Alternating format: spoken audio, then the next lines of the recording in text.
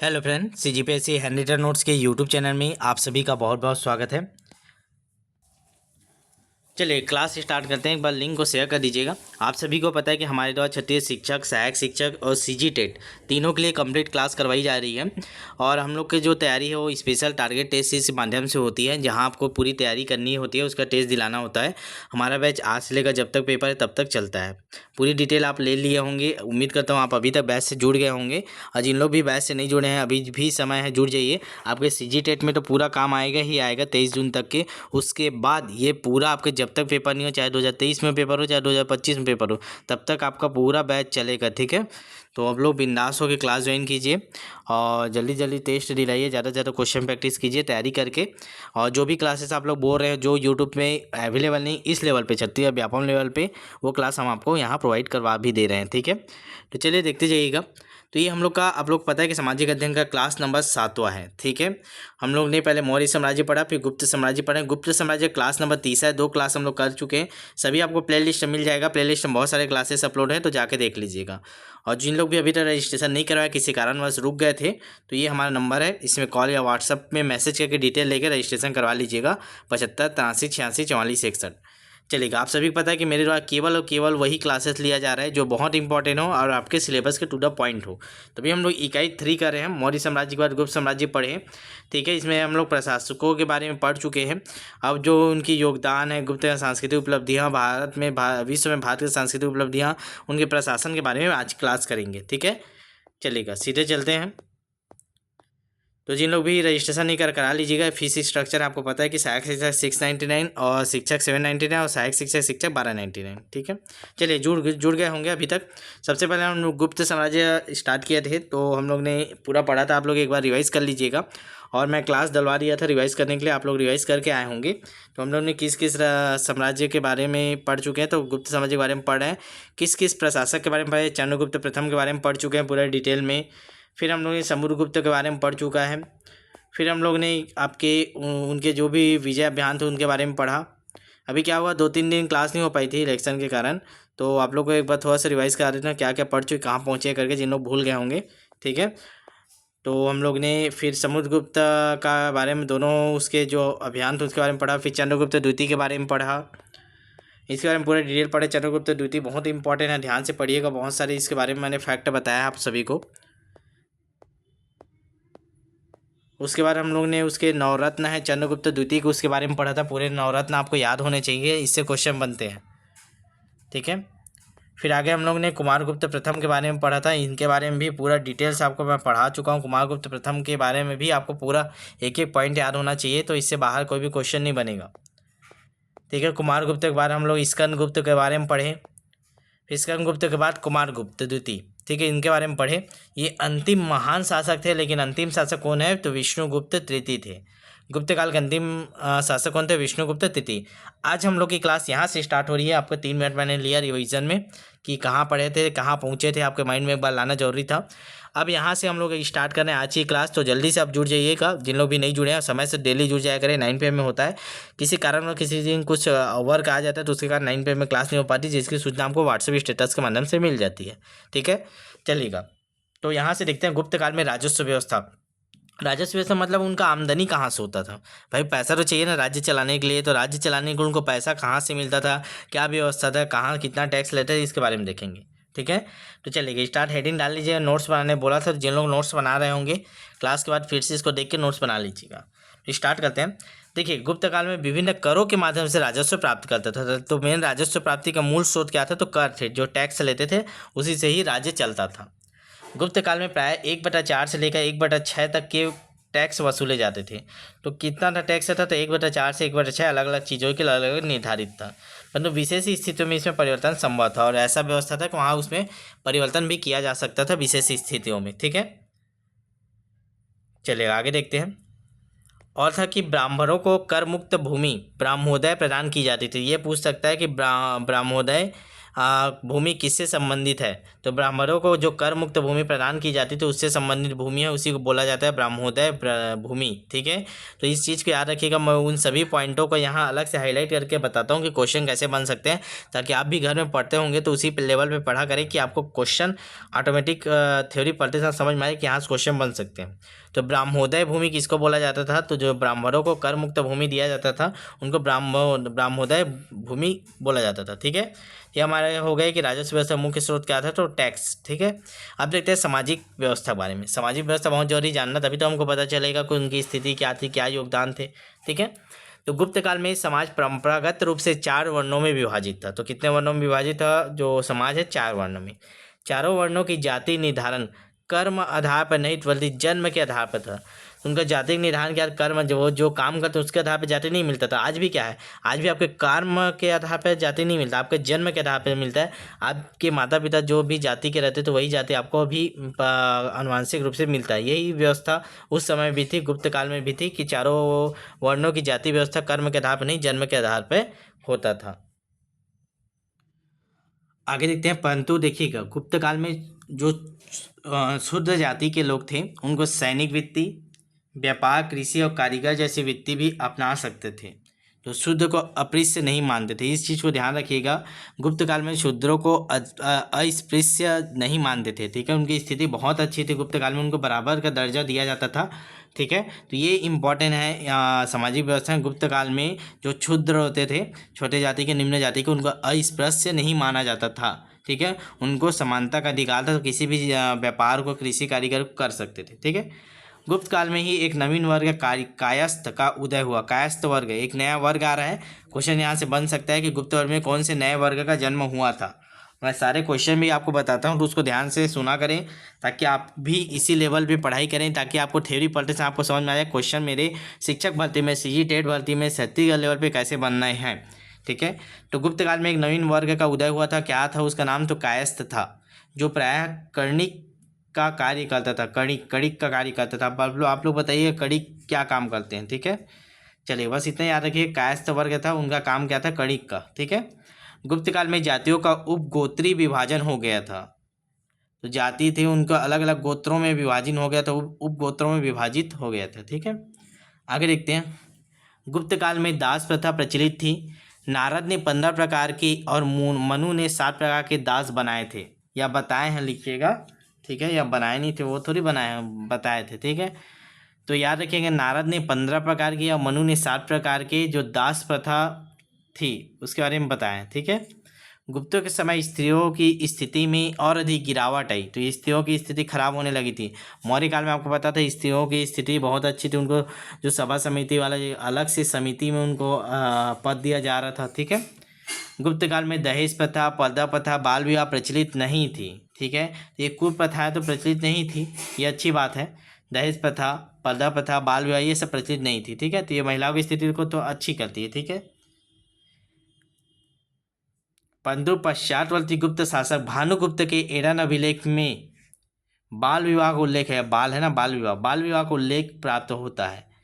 ठीक है, तो इसके समय में थोड़ा सा बाद में, शुरू में तो नहीं था, लेकिन जब भानुगुप्त के एडन अभिलेख में जाते हैं तो उसमें बाल विवाह का उल्लेख हुआ है। बाल विवाह यहाँ चलता था बाद में। ठीक है, आगे देखते हैं। गुप्त काल के एडन अभिलेख से जानकारी प्राप्त होती कि सैनिकों की पत्नियों में सती प्रथा प्रचलित थी। मतलब ऐसा है कि कोई सैनिक मारा गया तो उसकी पत्नी को उसी के साथ जला दिया जाता था, इसी को बोला जाता है सती प्रथा। ठीक है, तो सती प्रथा तो प्रचलित थी उस समय सैनिकों की पत्नियों के में। ठीक है, गुप्त काल में विधवा विवाह प्रचलित था, परंतु इसे हीन दृष्टि से देखा जाता था। विधवा विवाह होता था परंतु उसे हीन दृष्टि से देखा जाता था। गुप्त काल में देवदासी प्रथा का उल्लेख भी प्राप्त होता है। देवदासी प्रथा भी है, विधवा विवाह भी है, और सती प्रथा भी है, बाल विवाह भी है, सब चीज़ तो है। ठीक है, गुप्त काल में चौपड़ एक लोकप्रिय खेल था। ये कई बार पूछा गया, मोस्ट इम्पॉर्टेंट है, 2-3 स्टार लगा के इसको लिख लीजिएगा। चौपड़ क्या है करके पूछता है, तो गुप्तकालीन एक खेल है, याद रखिएगा, ऑप्शन में रहेगा गुप्तकालीन खेल। चौपड़ क्या है? तो गुप्तकालीन खेल है। ठीक है, चलेगा, तो ये हम लोग ने देख लिया सामाजिक स्थिति, उससे पहले हम लोग देखा राजस्व स्थिति। अब आगे बढ़ते हैं। सामाजिक स्थिति देख लिए, राजस्व स्थिति देख लिए। अब देखिए अर्थव्यवस्था कैसे चलता था, कैसा था अर्थव्यवस्था इनका। हम लोग ने मौर्य साम्राज्य के बारे में, पूरा अर्थव्यवस्था के बारे में पढ़ा, ठीक है। अर्थव्यवस्था पे पुस्तक भी अर्थशास्त्र, ठीक है, जो अर्थव्यवस्था पे नहीं है। देखिए मैं भी बोलने में गलती कर देता हूँ, कभी कभी ध्यान नहीं आता, तो ऐसी गलती मत करिएगा। जो चाणक्य के द्वारा लिखी हुई अर्थव्यवस्था है, ठीक है, अर्थशास्त्र, पुस्तक नाम के अर्थशास्त्र, उसका विषय क्या है, तो प्रशासन है। याद रखिएगा, प्रशासन के बारे में लिखा है उसमें। चलिएगा, अर्थव्यवस्था के बारे में देखते हैं। इकोनॉमी क्या थी। गुप्त काल को आर्थिक दृष्टि से काफ़ी संपन्न माना जाता था। कृषि लोगों का मुख्य व्यवसाय था। तो मुख्य व्यवसाय, अब इसमें कृषि आएगा, देखिएगा उसमें क्या था। जो सिंधु घाटी सभ्यता पढ़े थे उसमें व्यापार था मुख्य व्यवसाय, और इसमें क्या है, इनका मुख्य व्यवसाय क्या है, कृषि था। चावल और जौ प्रमुख फसलें थी, चावल और जौ, ठीक है। गुप्त काल में भूमि कई प्रकार की थी, जैसे सीता भूमि, उर्वर भूमि। सीता किसको बोलते हैं, सीता भूमि पता है ना आप लोग को, जो सरकारी ज़मीन होती है उसको बोलते हैं। उर्वर भूमि, पर्यंज, ऊसर आदि, ये सब प्रकार के अलग अलग भूमि को बांट के रखते थे। आगे देखते हैं। गुप्त काल में सिंचाई व्यवस्था के लिए जूनागढ़ अभिलेख से जानकारी मिलता है। तो गुप्त काल में सिंचाई व्यवस्था भी थी, जिसका हमको जानकारी कहाँ से मिलता है, तो याद रखिएगा जूनागढ़ अभिलेख से मिलता है सिंचाई व्यवस्था के बारे में जानकारी। आगे देखते हैं। वस्त्र उद्योग गुप्त काल का प्रमुख उद्योग था। देखिए, प्रमुख व्यवसाय बोलेगा तो आएगा कृषि, प्रमुख उद्योग बोलेगा तो आएगा आपका वस्त्र उद्योग। हर छोटे छोटे पॉइंट को देख के समझिए, करिए, उसके बाद डाउट ग्रुप में भेजा करें। आप लोग फट से बोल देते हो, उसको बुक से खोजने का प्रयास नहीं करते, आप लोग सीधा ये चाहते हो कि पका पुका मिल जाए करके। तो आप लोग मेहनत किया करें, और डाउट ग्रुप में अच्छे से एक सिस्टमेटिक वे से आप लोग भी क्वेश्चन डालें, सिस्टमेटिक वे से हम लोग भी उसका आंसर डालेंगे। अगर कुछ चेंजेस रहेगा तो आप लोग बस बोलते हो कि सर अच्छे से उसमें डाउट ग्रुप में क्लियर नहीं हो पा रहा है, तो आप लोग सिस्टमेटिक वे से डालते नहीं हो ना। टेस्ट खत्म होने में जैसे रिजल्ट जारी होता है, आप लोग स्क्रीन शॉट लेके रखा करें, फटाफट डाला करें कि सर इस क्वेश्चन में मेरा ये आंसर मिला, इस बुक में ये पढ़ा हूँ मैं, ये करके पूरा डिस्कशन किया करें। उसके बाद फिर फाइनल हम लोग उसको देखेंगे, अगर आपके बुक में ये दिया है, इसका ये है, तो हमको हमारे हिसाब से क्या सही इसका होगा, ठीक है।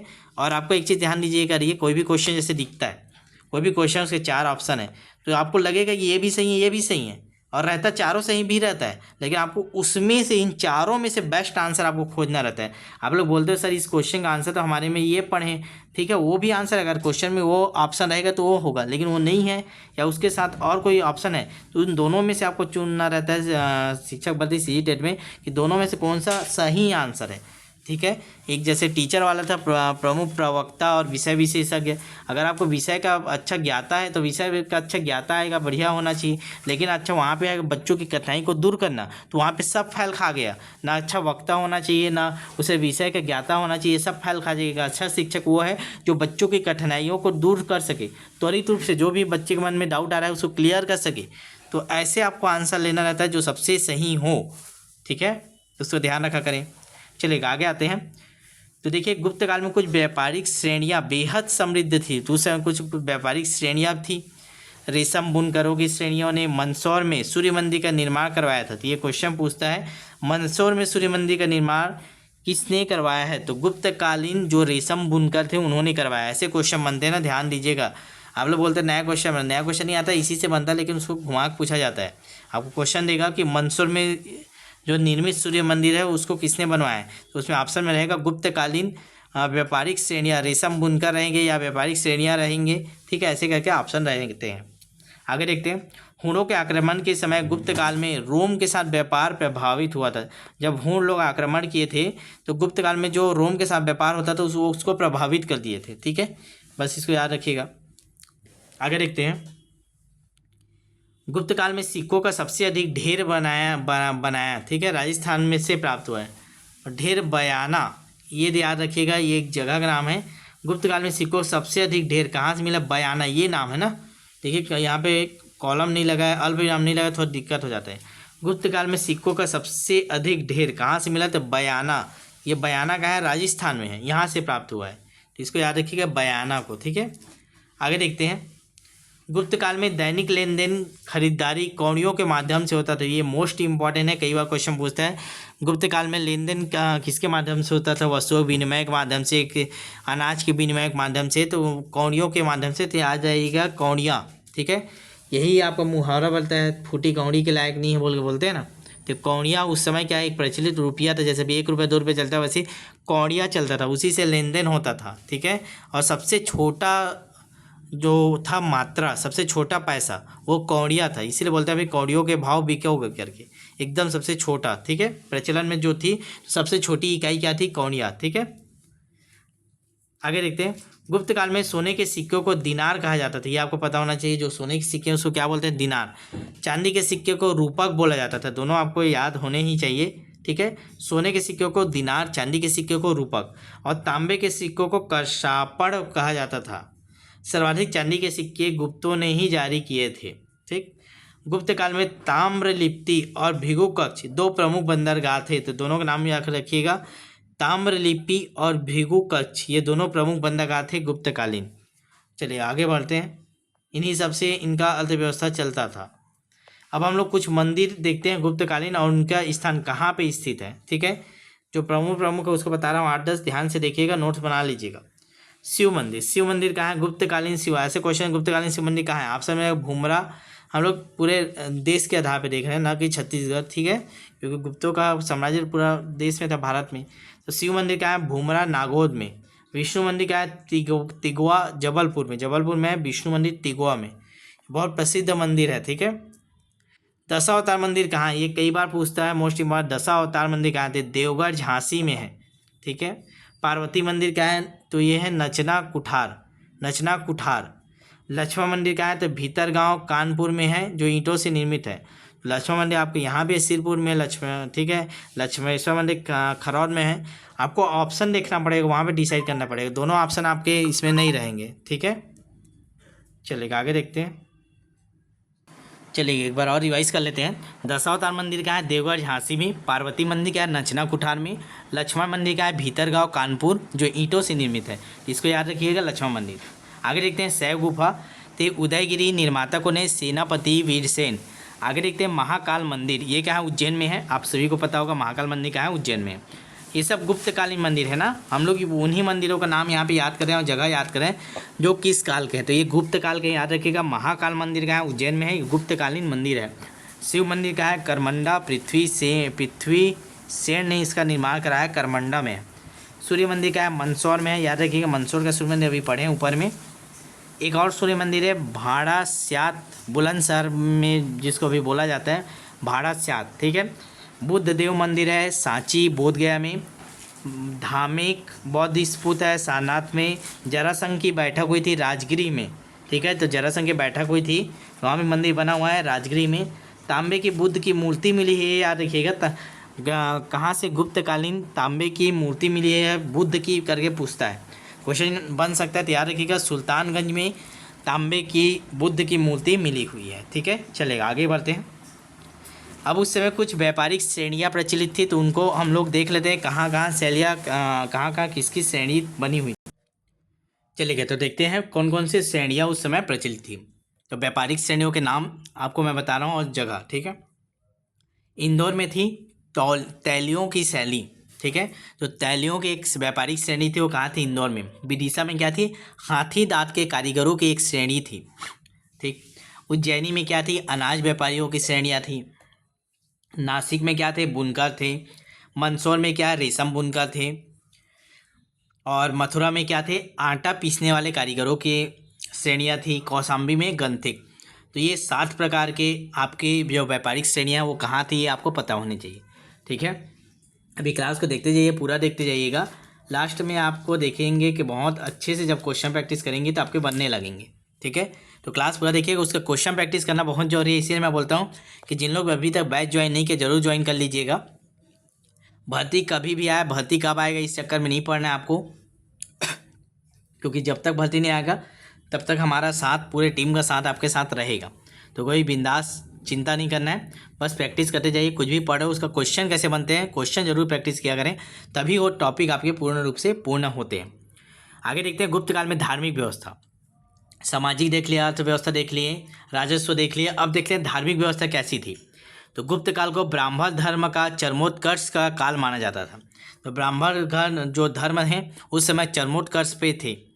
शासक विभिन्न प्रकार के यज्ञ कराकर अपनी प्रतिष्ठा स्थापित करते थे, इसीलिए ब्राह्मणों को ज़्यादा वैल्यू दिया जाता था, क्योंकि उस समय जो शासक थे विभिन्न प्रकार के अलग अलग यज्ञ करवाते थे। अश्वमेध यज्ञ, राजसूय यज्ञ, ऐसे ऐसे बहुत सारे यज्ञ हैं जो वो करवाते थे।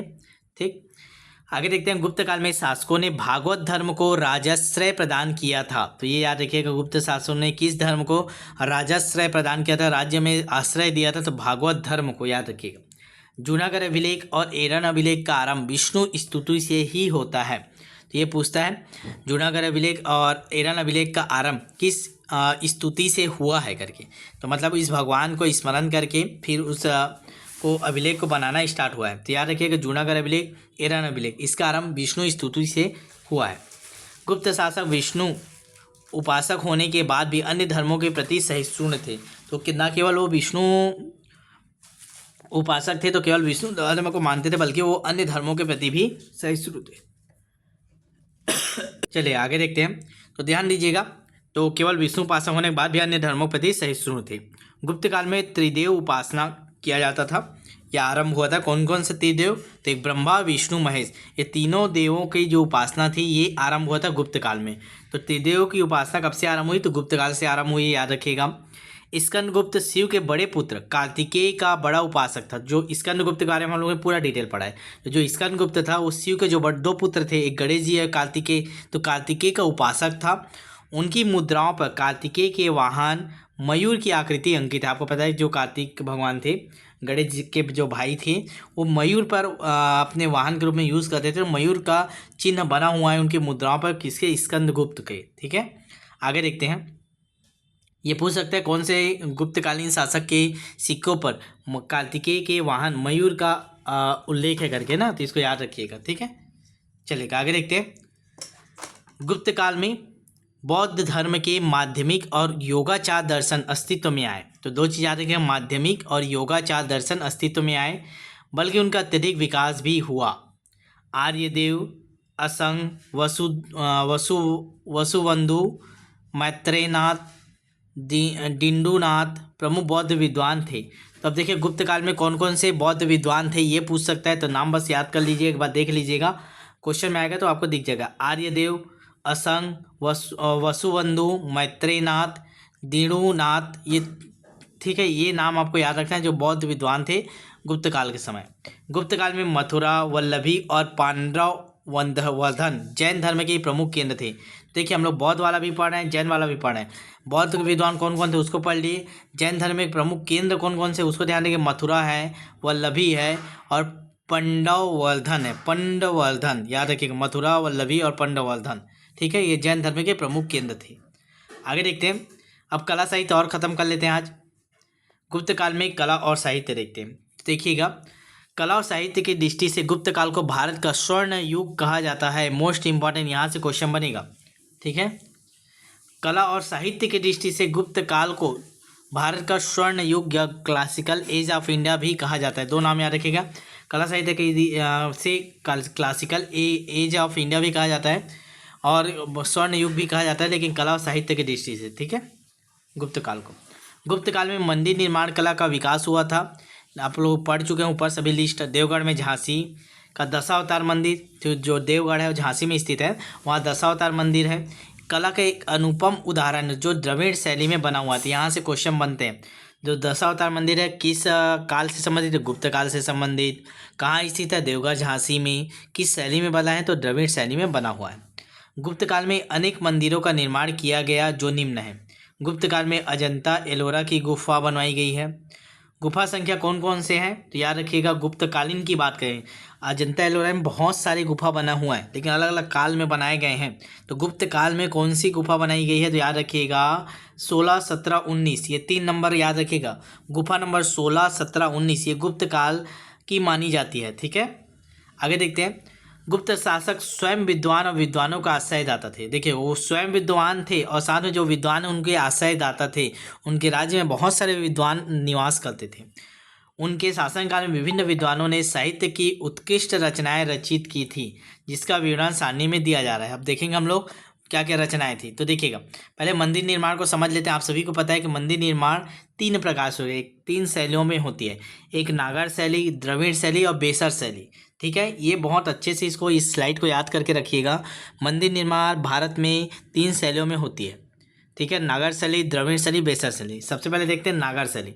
ये समस्त उत्तरी भारत में प्रचलित, जो ऊपर साइड है, ऊपर साइड आपका नागर शैली, नीचे साइड आपका द्रविड़ शैली, ठीक है, और दोनों का मिक्स रूप में आपका बेसर शैली। ठीक है, तो नागा देख रहे हैं तो समस्त उत्तरी भारत में प्रचलित है। उदाहरण के लिए उड़ीसा का मंदिर, जो उड़ीसा के जो भी मंदिर है वो सब इसी नागा शैली के अंतर्गत आते हैं। द्रविड़ शैली की बात करेंगे तो देखिएगा, द्रविड़ शैली नीचे आपके भारत के नीचे साइड, ठीक है, जो दक्षिणी हिस्सा है वहाँ जो मंदिर बने हुए हैं, ठीक है, आंध्र प्रदेश, केरल, कर्नाटक, ये सब में वो द्रविड़ शैली में बने हुए हैं। तो दक्षिण भारत में प्रचलित कृष्णा नदी, कुमारी, अंतरिम के मध्य, उदाहरण में कौन कौन सा, राष्ट्रकूटकालीन एलोरा का मंदिर, जो एलोरा का मंदिर है, कैलाश मंदिर है, ये सब द्रविड़ शैली में बने हुए हैं। बेसर क्या होता है, तो जो नागर और द्रविड़ दोनों शैलियों का मिश्रण, दोनों को मिक्स करके ऐसा डिजाइन से मंदिर बनाया जाता है, उसको बेसर शैली बोलते हैं। इसका दूसरा नाम चालुक्य शैली है। तो ये पूछा गया है कई बार क्वेश्चन, चालुक्य शैली किससे संबंधित है, नागर शैली से, द्रविड़ शैली से, बेसर शैली से। तो याद रखिएगा, चालुक्य शैली आपके बेसर शैली से संबंधित है, उसी का नाम है। बेसर शैली को चालुक्य शैली के नाम से, चालुक्य शैली के नाम से भी जाना जाता था। ठीक है, अब देखते हैं गुप्तकालीन प्रमुख रचनाकार, कौन कौन से रचनाकार है उसको देख लेते हैं। तो याद रखिएगा, सबसे पहले कालिदास के बारे में देख रहे हैं। कालिदास गुप्तकालीन लेखक हैं। उनकी रचना कौन कौन से है, रघुवंश है, कुमार संभव है, मेघदूत है। एक सेकंड रुकिएगा। तो कालिदास की कौन कौन से, रघुवंश है, कुमार संभव, मेघदूत है, ऋतु संहार है, मालविका अग्निमित्रम है, विक्रमोर्वशी है, अभिज्ञान शाकुंतलम। मोस्ट इंपॉर्टेंट है, कालिदास का एक ना एक पूछता ही है। ठीक है, तो इससे क्वेश्चन बन सकते हैं। तो कालिदास को अच्छे से करिएगा, नोट्स बना लीजिएगा। मैं बार बार बोल रहा हूँ, गुप्त काल का भी, मौर्य काल का जिन लोग बनाए हैं, ताकि आपका परफेक्ट तैयारी हो जाए, इससे बाहर कुछ भी आपका नहीं जाने वाला। रघुवंश, कुमार संभव, मेघदूत, ऋतु संहार, मालविका अग्निमित्रम, विक्रमोर्वशी, अभिज्ञात शाकुंतलम। ठीक है, भारवी, किराता जूनियम, भारवी ये लेखक के नाम है, इनकी रचना है किराता जूनियम। शूद्रक की रचना आपको पता है मृच्छकटिकम। विशाखा दत्त भी आपको पता है मुद्रा राक्षक, देवी चंद्रगुप्तम। दो याद रखना है, एक आपको पता है मुद्रा राक्षक, एक और याद कर लीजिएगा देवी चंद्रगुप्तम। तो विशाखा दत्त जो लेखक गुप्तकालीन थे, उनके दो रचना है, मुद्रा राक्षस और देवी चंद्रगुप्तम। चंद्रगोमिनी ये लेखक के नाम है, चंद्रगोमिनी, इनकी रचना चंद्र व्याकरण। तो चंद्रगोमी की रचना क्या है, चंद्र व्याकरण। आगे अमर सिंह, अमर सिंह की क्या है, अमर कोश, ये संस्कृत का विश्व कोश बोला जाता है। तो अमर सिंह का याद रखिएगा, अमर कोश। ठीक है, विष्णु शर्मा का आपको पता है पंचतंत्र, 50 भाषाओं में प्रकाशित हो चुका है अभी तक के पंचतंत्र। जो बचपन में आप लोग कहानियाँ पढ़ते थे पंचतंत्र की कहानी, वो इसी ने लिखा है, विष्णु शर्मा ने, याद रखिएगा। फिर है कामंदक, ये है नीति सार। कामंदक की रचना कई बार पूछा गया है, मोस्ट इंपॉर्टेंट है, 4-5 स्टार लगा लीजिएगा। कामंदक की रचना कौन सा है, नीति सार। ये अर्थशास्त्र के समान ही है। ठीक है, फिर आते हैं वात्सायन। वात्सायन का कामसूत्र है। आर्यभट्ट का है आर्यभट्टियम। वरामिहिर का है वृहजातम पंच सिद्धांतिका। तो पंच सिद्धांतिका किसका है, वरामिहिर का। बृहद संहिता, लघु जातक, ये आपके 3 रचना वरामिहिर के जो मोस्ट इंपॉर्टेंट है। बृहद जातक, पंच सिद्धांतिका, बृहद संहिता, लघु जातक। ठीक है, तो याद रखिएगा तीनों नाम। माघ, माघ ये लेखक के नाम है, इनकी रचना है शिशुपाल वध। तो माघ जो लेखक है उनकी रचना है शिशुपाल वध, याद रखिएगा। श्रीहर्ष का याद रख लेते हैं, नैषधीय चरित्र, नैषधीय चरित्र। दंडी ये पूछता है 10 कुमार चरित्र। ठीक है, तो आज यहीं तक कर लेते हैं, बाकी कल करेंगे। ठीक है, इसको रिवाइज कर लेंगे एक बार और अच्छे से, फिर क्या ज़्यादा हो जाएगा ना तो आप लोग को याद नहीं हो पाएगा। और हम लोग को अभी समय है, हम लोग को बहुत अच्छे से तैयारी करना है, ताकि कोई भी चीज़, कोई भी क्वेश्चन ना छूटे। जल्दबाजी के चक्कर में गड़बड़ हो जाता है। ठीक है, तो मैं आज इतना ही करा रहा हूँ, इतना को नोट्स बना के आप, मैं इस उम्मीद से छोटा क्लास करा रहा हूँ ताकि आप नोट्स बना के पढ़ रहोगे। अगर आप नोट्स बना के पढ़ रहोगे अच्छे से, तो आपके कोई भी टेस्ट में आपके नंबर नीचे नहीं जाएगा, रैंक आपका बहुत अच्छे से कवर हो रहा होगा। फिर से टेस्ट डालेगा, गुप्त काल का भी लगातार होगा, 2-3 टेस्ट कंटिन्यू दिलाइएगा, गुप्त काल बहुत अच्छे से हो जाएगा। साइंस की क्लास भी स्टार्ट होनी है, साइंस का भी बैच में भी चलेगा, टारगेट में बैच में स्टार्ट करवा देते हैं। एक सामाजिक अध्ययन का, एक साइंस कैसे का चलाते हैं, ताकि जो सीजी टेट वाले हैं उनके लिए भी लगभग आपका 40 दिन बचा हुआ है, मान के चलिए ज़्यादा बचा हुआ है, आपका लगभग 30-50 दिन, मान के 1.5 महीने बचा हुआ है, तो वो आपका तैयार हो जाए। 23 जून को है। ठीक है, तो इसको ध्यान दीजिएगा। और जिन लोग अभी तक रजिस्ट्रेशन नहीं करा आप करा लीजिए, क्योंकि आप कितना भी थ्योरी पढ़ें, बुक पढ़ें, कहीं से भी पढ़ें क्लास, आप जब तक उसके जितने क्वेश्चन बन सकते, जैसे मैं पढ़ाता हूँ बताता हूँ यहाँ से क्वेश्चन बन सकते, वैसे सभी संभावित क्वेश्चनों को प्रैक्टिस नहीं किए रहेंगे तो लास्ट में आपका गड़बड़ होगा। और इस बार 2023 में जैसे पेपर आया था वैसे ही पेपर आउट ऑफ सिलेबस आया करके आप लोग फिर बोलने लगते हैं। ठीक है, तो देख लीजिएगा सहायक शिक्षक 699, शिक्षक 799, सहायक शिक्षक दोनों 1299 है। तो आज जरूर जिन लोग रजिस्ट्रेशन नहीं करा लीजिएगा, ताकि जो ये 200 प्लस चयन हुआ था पिछले बार, उसमें इस बार आपका नाम आ जाए। ठीक है, बस अंतिम में यही बोलना चाहूँगा, बार बार पछतावे से बेहतर है इस बार जी जान लगा के हमारे साथ तैयारी कर लीजिए। चलिए शेयर कर दीजिएगा क्लास को, मिलता है नेक्स्ट वीडियो में, तब तक के लिए ऑल द बेस्ट।